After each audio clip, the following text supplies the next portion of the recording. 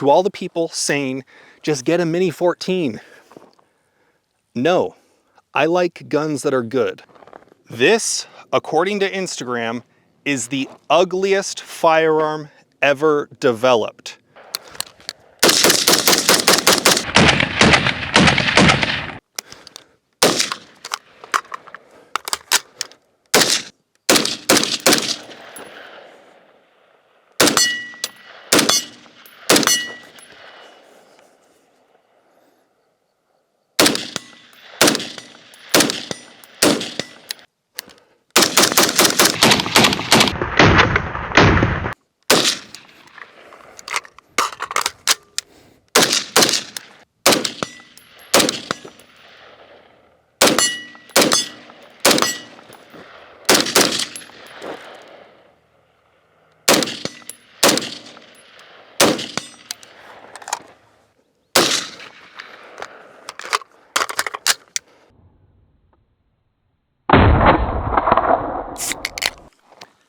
This right here is the Sig MCX-R. It is a traditional form factor rifle that uses Sig MCX upper receivers, any of them, but the ones that come from the factory are this model that you see here.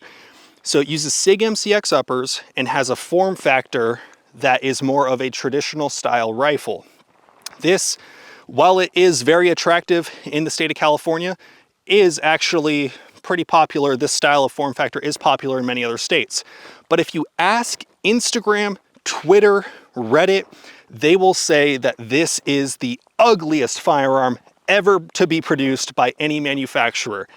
Today, we're going to be going over the Sig MCX-R. We're going to talk about the usability, the controls, the form factor, the reliability, accuracy, and some things that I have not seen covered or talked about at all in any of the YouTube videos that I've seen. Hint, hint. So, Sig MCX-R, Sig sent me this gun to do a review. Thank you to Sig. They do not get any control over what I say. I'm very excited to be talking about this gun because I think this style of form factor is very attractive to a lot of people.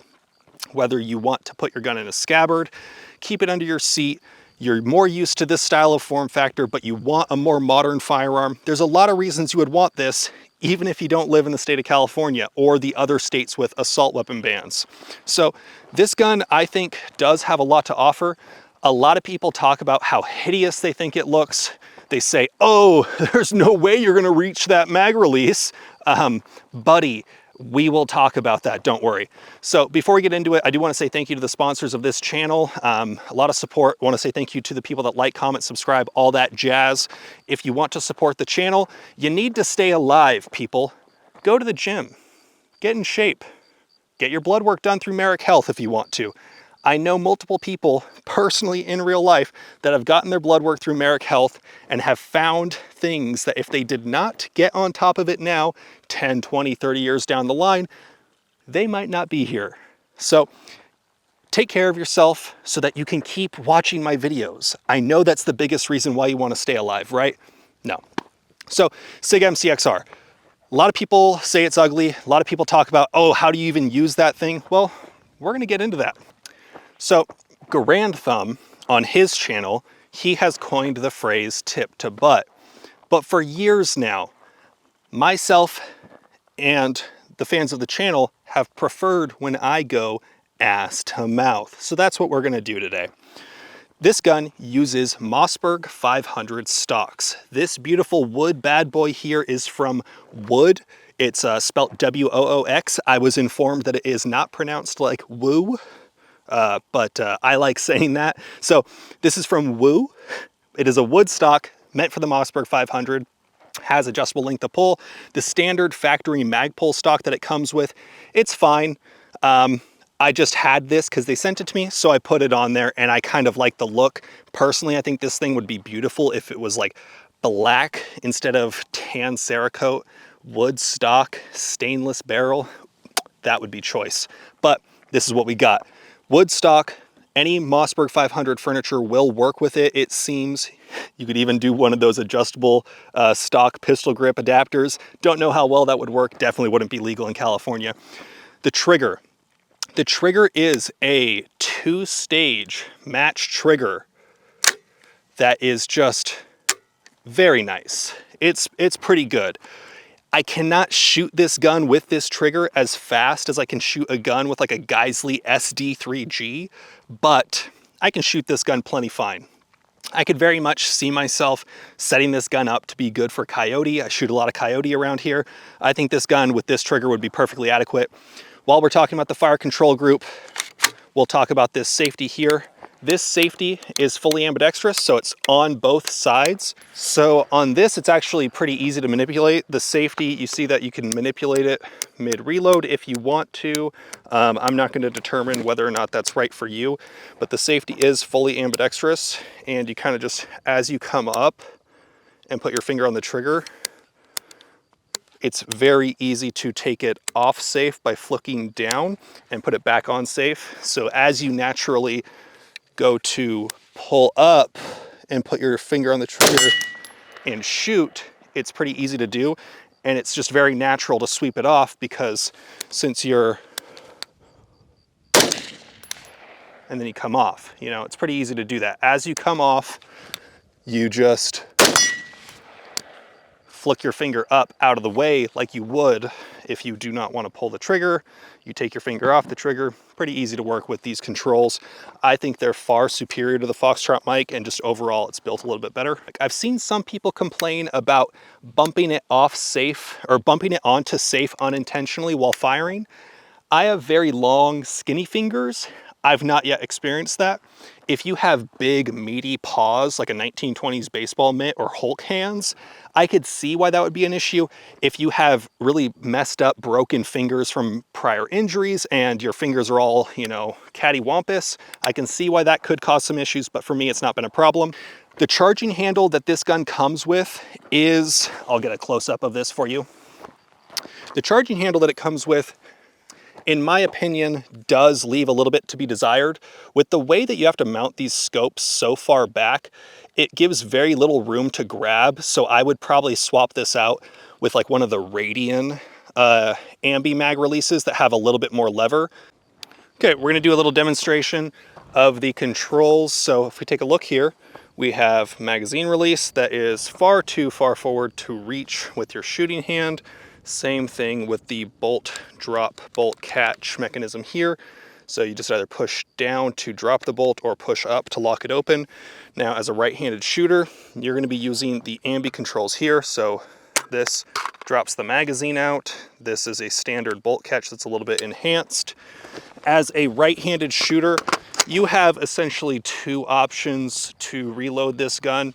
You can either strip the magazine out with your support hand first and then get a mag, or you can, in one motion, reach for your new magazine, pull this out while pressing. It only really works if you have kind of long fingers. I wear a size XL glove in pretty much every glove I wear. This is going to differ a little bit from the Foxtrot mic if you've seen that video. In the Foxtrot mic video, dropping the mags is just harder in general because the ambi mag release kind of sucks. On this one, it's pretty good. So I'll show you the method where you do it all in one motion, and then I'll show you the method where you strip it first.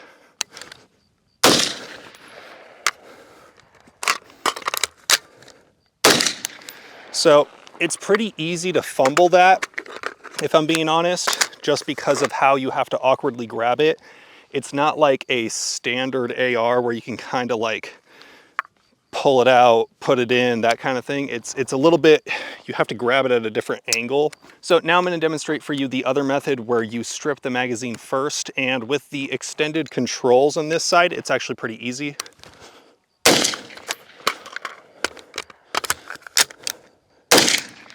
So while we're talking about this being kind of slick and smaller, you'll notice here that the Sig MCX typically has a forward assist that you could assist the gun back into battery if it doesn't go all the way in. It's not meant to clear jams. You should use the forward assist in scenarios where if you very quietly close it and for whatever reason, let's say it's really dirty, it doesn't go all the way into battery, you could just kind of give it a little tap. You could also just press forward on that little notch of the bolt, but Forward assists are nice to have, not necessary. They omitted it from this, and I believe that's also why they used the smaller charging handle, so this gun would have a little bit more of a slimline form factor. Is that big of a deal? No. You can go online and purchase one of these replacement brass deflectors with the forward assist model. So something that has been brought up in other reviews that I've seen pretty much every video on YouTube about the Sig MCX-R. They all talk about how it has an arca rail section that allows you to mount this to a tripod. Now, we'll take a close-up look. This section of the gun here is designed to work with arca rail tripod mounts. And that's actually pretty neat. It's neat that that's built into the gun. Since I got this tripod, or I got this tripod basically when I knew I was getting this gun for review, I have used a couple other AR type rifles with rails attached to the handguard. When you're using a firearm that's either an AR or configured like this, really any rifle, where you mount the rail with a long magazine like this can impact the actual maneuverability. So with a 30 round mag, if I have the tripod legs here, I'm kind of limited in the amount of rotation that I can do because it impacts it. I actually can't put the tripod with the foot forward because otherwise I'm shooting like this. So something to consider. I'm not really the most well-versed when it comes to shooting off of a tripod. So for all of you that are into long-range shooting or you hunt with a tripod setup, let me know what you do, how you would work around this. If you're hunting, typically when I hunt coyotes, I use a 10 round mag or a 20 round mag simply because it's less weight to carry around. And in the scenarios that I'm doing, the dogs usually go down within 1 or 2 rounds. So for me, it makes more sense for me to use like a 10 or a 20 round mag. With a 10 round mag, full 360 maneuverability. You have a good amount of angles that you can hit. So it's just something to consider. I really like that this is integrated in a way that doesn't need to add accessories on, and it works pretty well with shorter magazines. Like a 10 or a 20 round mag is ideal. 30 round mags, like I've shown you, absolutely do work, but you're fairly limited in the range of motion that you have. So it's just something to consider. So I got a target set up at 100 yards, and I'm just gonna plank off some rounds, show you how usable it is.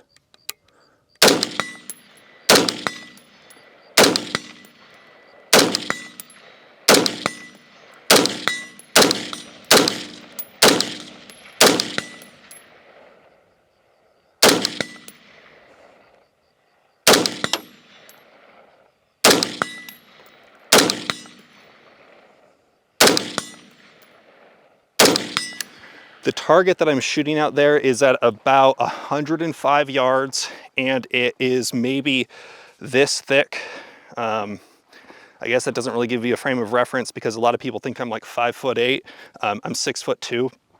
So target that I'm shooting is maybe about 6 inches wide. The ammo that I'm shooting out of this is a grab bag of miscellaneous 223 and 5.56. It's zeroed for a non-55 grain bullet currently. So I kind of just had to like test this a little bit off camera, see where my point of impact's, how high up I can aim on the target, because it's only about, you know, this tall. It's about the size of an A zone, but just a little bit bigger. Definitely not C zone style targets at 100 yards. So, I mean, it's usable. This works pretty well, but I just wanted to talk about the tripod just a little bit more in depth. So this upper is a little bit different. The total upper that this gun comes with is slightly different in a few ways than the typical MCX uppers that are even available. This upper is actually technically not available at all for one specific reason. But the MCX upper is a bufferless, piston-driven upper receiver. This one has a cold hammer forged barrel. It has a Cerakote that is actually not offered on any of the other MCXs other than the ones that they give to the military. This Cerakote is supposedly the more infrared resistant version of it. So if someone is looking at you under night vision, The Cerakote on this gun is going to reflect off less infrared light, is the claims that I have heard from them, or at least that's my dumb brain understanding of the claims that have been made. So is that something I would pay extra money for? No. Is it something that if I was using this gun for night vision purposes would be nice, even for hunting? Yeah. If you have some sort of like admin light mounted on your helmet that is IR, sometimes what you'll see when you're shooting night vision is that it will reflect off the gun and auto gate your tubes. That's probably more of a how you set up your gear and how you're using your gear thing. The rail on this gun is also about 3 inches shorter than the typical 16-inch MCXs that you'll see. I looked at an MCX in the store that was standard, and then I looked at the MCX regulator, the MCX-R, and basically the only differences in upper is the Cerakote is slightly different. The forward assist is omitted for just a brass deflector. The rail is a little bit shorter, but otherwise this is a pretty standard MCX upper, and it is fully compatible by just popping out these 2 pins and you can put a different MCX upper on it. From the factory, you can get 5.56, you can get 7.62 by 39 as an MCX regulator. In theory, you could buy this gun and then throw on a 300 blackout MCX upper on it. Personally, being in the state of California, I don't have access to suppressors legally, so that's much less attractive of an option for me.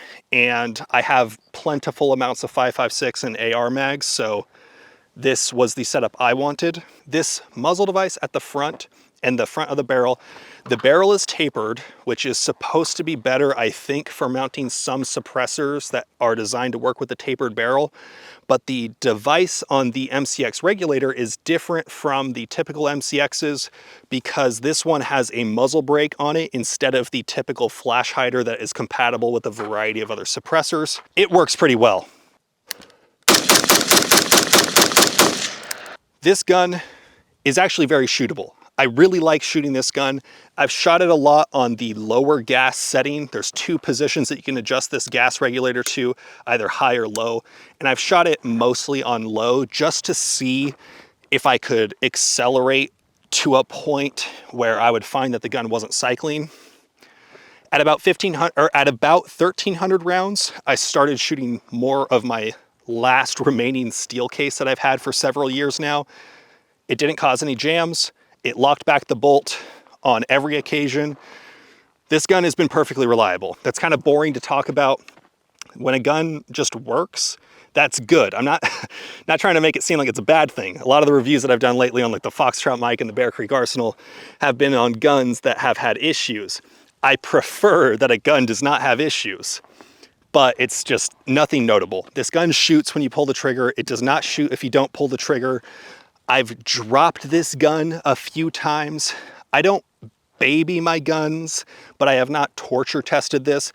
It's fallen off the tailgate of my truck. It's fallen out of my safe. It's fallen off while it's been leaning up against something in my shop onto concrete, but it has not been abused. It's just been ran hard, gotten hot, and shot a lot, and it keeps working. It's held 0. This gun shoots really well. The accuracy that I've gotten out of this gun with good Black Hills ammo, either the 62, 69, or 70, the 2 different types of 77 grains that I've shot from Black Hills, has been at about 2-inch groups, which that's fine. That's good. Like, if your gun is sub MOA, this is my challenge to you. If you have a gun that is designed and intended to be a personal protection, home defense, duty gun, take the ammo that you plan on using in a defensive situation, go out on video, shoot 3 10-shot groups at 100 yards, and then show me those targets. If they are under 1 inch, I will be so surprised. When you shoot 3-round groups, any gun is capable of some sub-MOA. That does not mean your gun is sub-MOA. So when I say that this gun shoots at or just a little bit above 2 inches with my 10-shot groups, I mean it. I mean, the Sig MCX upper, this is not a precision gun. This is not a bolt gun. This is a semi-auto piston-driven gun designed to be used for defensive purposes or hunting, protecting your ranch, that kind of thing. In the state of California, this is legal. In states like Washington and Illinois, I don't know if this would be legal because I think both those states have some sort of barrel shroud law, but I think that this gun is a very good option for personal protection, self-defense in the state of California if you're the kind of person that doesn't want to deal with fin grips, fixed magazines, and wants to be able to just have a gun that has a traditional form factor. If you're used to shooting shotguns or just bolt guns in general, this style of firearm is probably a lot more familiar to you than a typical AR-15, and I think it would be very attractive for you. Unfortunately, this gun is $3,000. This gun costs $3,000. The normal Sig MCX, I don't know why I'm wearing these ear pro anymore. The normal Sig MCX, even the ones that have been converted to be featureless in the state of California, are $2,600. I understand that a lot of R&D and work goes into making these at a much lower volume. I understand that. It just sucks that this is $3,000. $3,000, and then because you're spending $3,000 on a gun, you want to put a decent light on it, right? You want to put a good optic on it. I don't know if these are going to sell very well. Let me rephrase that. I don't know if these are going to have the mass appeal that many other guns in the state of California or other states will. People in the state of California, there's a lot of us, and there's a lot of us that have really good jobs and good wages and can afford this. So if it's kind of fortunate for them, I guess, that a gun that is particularly attractive to an environment where the laws are bad happens to also have a lot of people with a lot of money. So they're kind of fortunate in that sense. But other than that, man, this is just very expensive. It's a damn good shooting gun. I do enjoy shooting it. It shoots very well. It's very accurate. It's very reliable. It's got a good form factor. The controls are pretty good. But $3,000, man, oh, this is gonna be a $5,000 gun by the time you put an optic light, couple mags, maybe a sling, maybe get yourself a bipod or a tripod.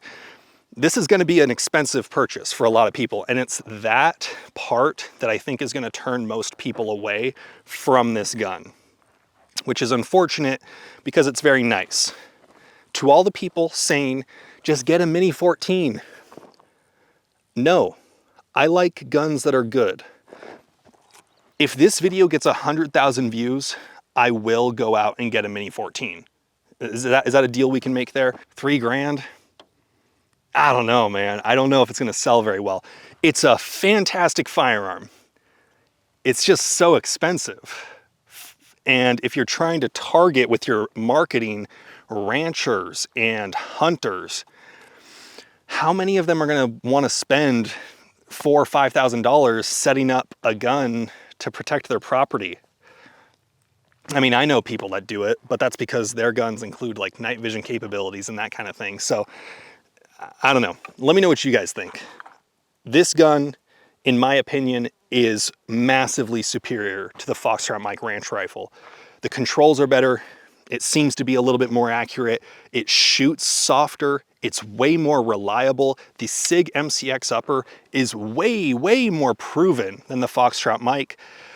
I didn't get any slanderous claims or social media bullshit from Sig yet, but I did from Foxtrot Mike, so that puts a bad taste in my mouth.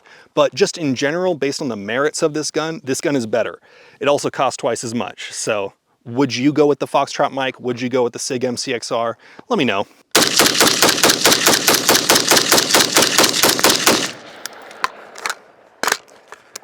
Shoots steel case just fine. I've burned through like the last 200 rounds of steel case that I've had lying around since it's no longer really all that available anymore. Used to be a big steel case guy, not so much anymore. Prices aren't that much different, hard to come by nowadays. Or at least for me, it's been hard to find available. But it shoots steel case on the lower gas setting just fine. So it's been perfectly reliable in the, I don't know, 1,500 rounds or so that I've got through it so far in its lifespan.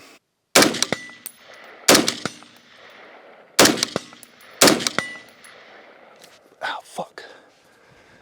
bug was stinging me. Fuck. I thought I took a little bit of brass or like some sort of shrapnel from 100 yards. It was just a bug biting the hell out of me.